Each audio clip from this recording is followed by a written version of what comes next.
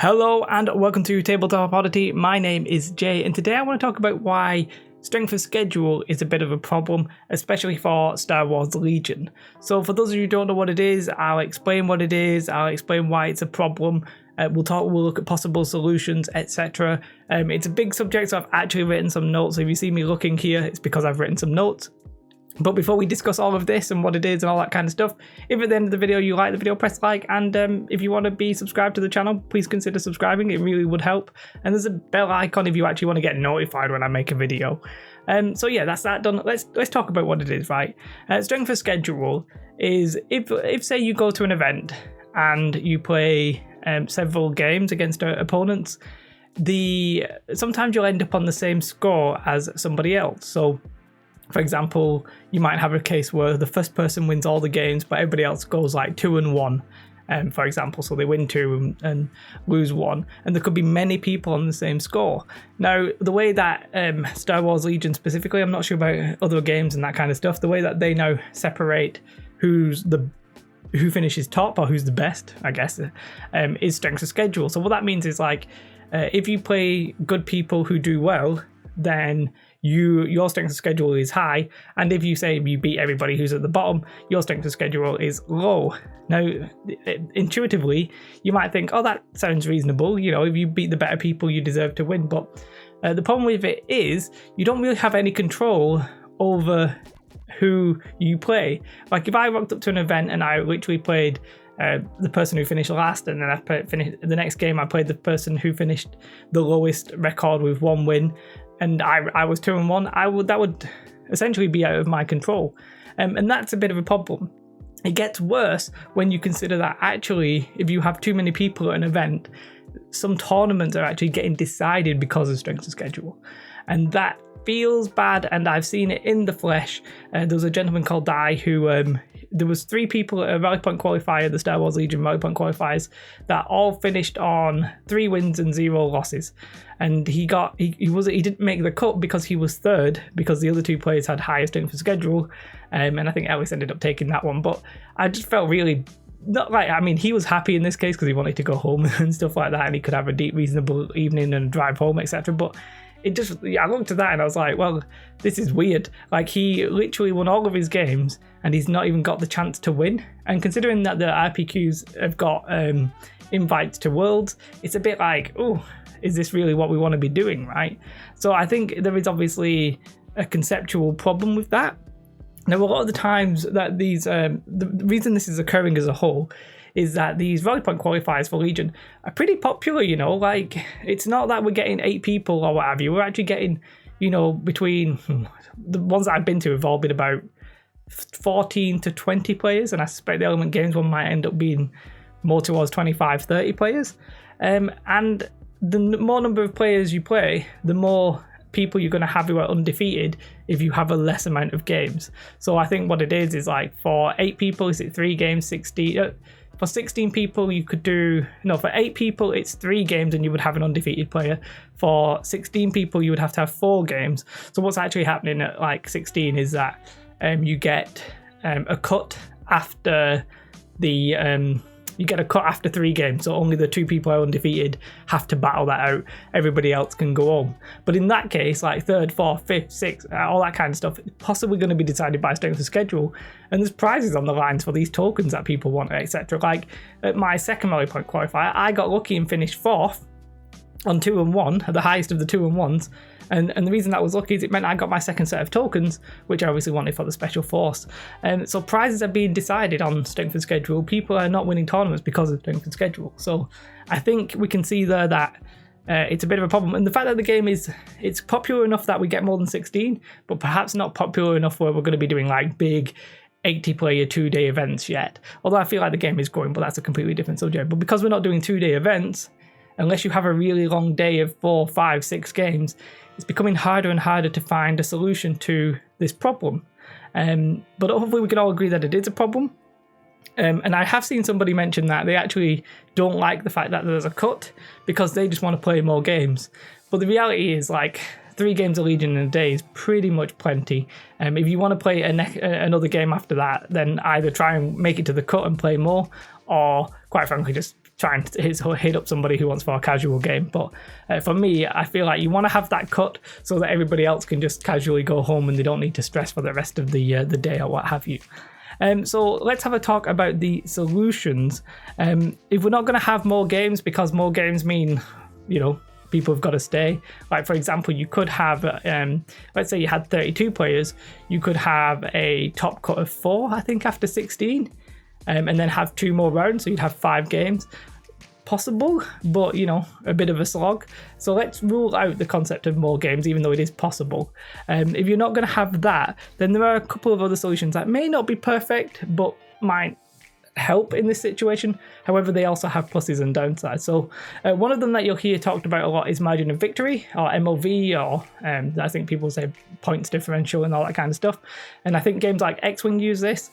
Let's say if I beat my opponent, I score 400 points, I defeat 400 points of their army, and they don't score any of mine. I get the win, and I get a 400 point total. Now, there are a couple of problems with that in a game like Legion, because Legion is objective based. You could, in theory, lose all of your points, except maybe one unit who has all of the objectives for some miraculous reason. Although I did this with Boba Fett once, and you could win the game but have a negative MLV. So for a little bit of me doesn't really like that as an idea, but because it's sort of twisting the game. But I would happily accept it if it becomes that. People play around that, then I'd actually be okay with that. One that I have thrown about before is the idea of having I say the margin of victory, but the margin of victory points. So let's say if I win a victory point game of 2 and my opponent only gets 1, so like in key positions or what have you, then I would have a differential of 1. I get the win, I get a score of 1. Now, the key to that is that could also unbalance the game. The bounty hunters value sort of increases because they're going to increase in their victory points. And maybe you can't do this until maybe a point change because they go up too much in value. Certain game conditions go up in value, like breakthrough, intercept the transmissions. You could try and balance them, make it so you can only score max of 5 or what have you, but if these kind of objectives, if the game isn't balanced around, it's basically balanced around win or loss. It's not balanced around I got 10 victory points and you got 1. The key thing for Legion at the moment is that you lost or you won. So I would appreciate that is also not balanced. As I said, it also increases the value of the bounty hunters because they're getting stuff. But I sort of like that one because you get a choice in your game type. You get to pick. Obviously, if it's the last one, then your opponent can double pick for that, but then you've got to try and get the advantages everywhere else that favour your army. It's a high risk, high reward, and I feel like that would allow, I'm pretty sure Ellis would try and get breakthrough and just destroy people in points, so he always was at the top, but maybe that's a little bit too much stress. There's another style of this that you could use, which is, I think, the Armada. I've never really played Armada, so I could be completely wrong. It's something like you by default you get, I don't know, it's something like you have 10 points and then you either scale it to like 20 to 0 or something like that. I don't know, they have a weird system, whereas you get points depending on what happens in the game or the victory. I think it's like I think you both get 11 points, and then like if you're 100 points up, you maybe get like an extra point, and then your opponent loses a point. No idea. Literally no idea. Armada's like weirdly out there on its own, but it's an FFG game, so I wanted to mention it. It's not something that I know too much of, but essentially it's a margin of victory thing, but with a twist. So I'm not really that interested in how that is, but if you can summarize it very briefly, do write that in the comments below.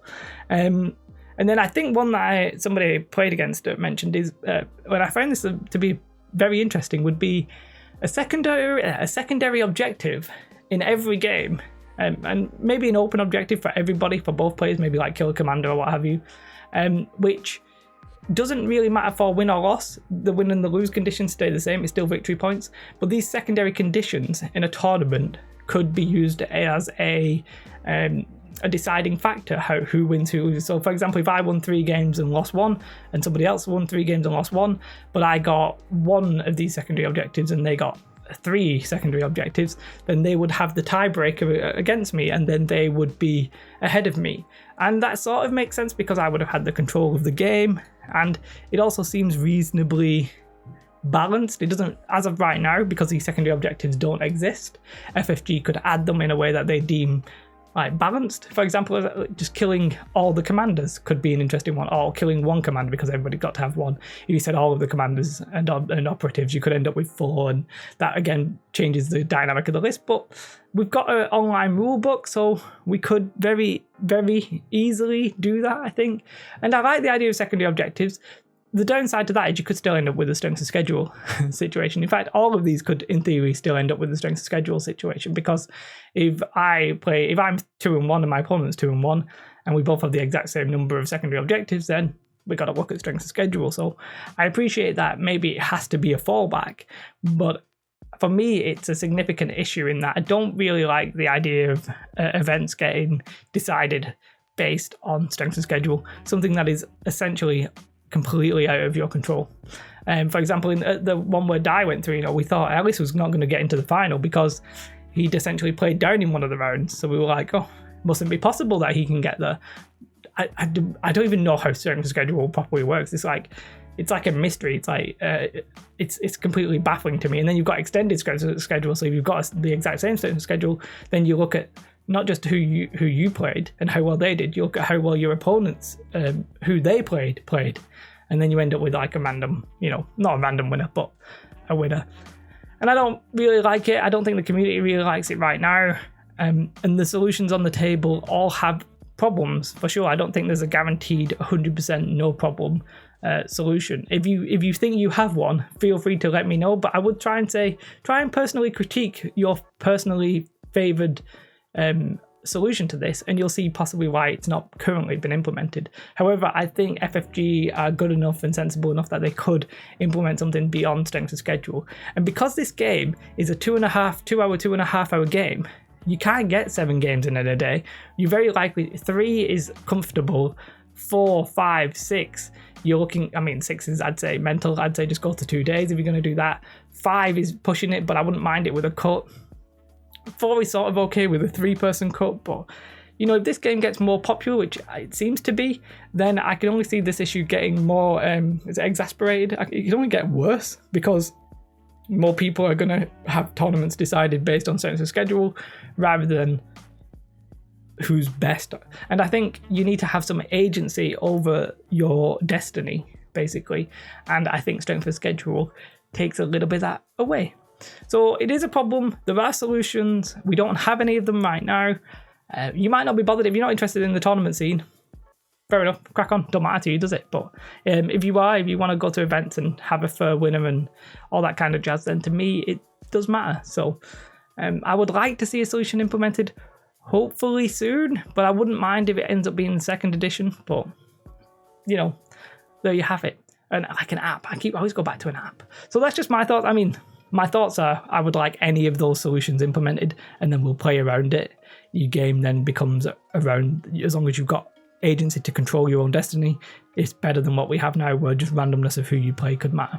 And when there's prizes on the line that people want, I think it's more and more important. So don't let me know if you like the video. You can do, but like the video, comment in the description if you've got a different solution. Maybe you can explain to me how the Armada one works, because I literally have no idea.